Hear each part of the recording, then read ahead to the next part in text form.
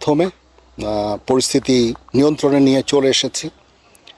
এখন আমরা চেষ্টা করছি পুলিশ ফোর্সকে বিভিন্ন থানায় তাদেরকে আবার কর্মক্ষম কার্যক্রম করে গড়ে তোলা, পুলিশ যেন আবার অ্যাক্টিভ হয়, সেটার জন্য আমরা প্রোটেকশন দিচ্ছি তাদেরকে এবং তারা কার্যক্রম শুরু করেছে। আমাদেরকে আরও ভালোভাবে কাজ করতে হবে এবং পুলিশকে আরও সংগঠিত করতে হবে এবং তাহলে নিশ্চিত যে আমরা আবার একদম স্বাভাবিক অবস্থা আমরা ফেরত যাব।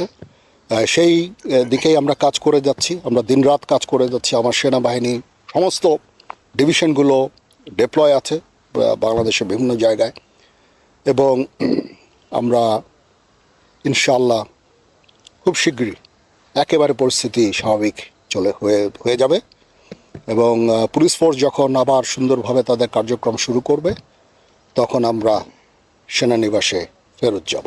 আমি অনুরোধ করব সমস্ত রাজনৈতিক দলগুলোকে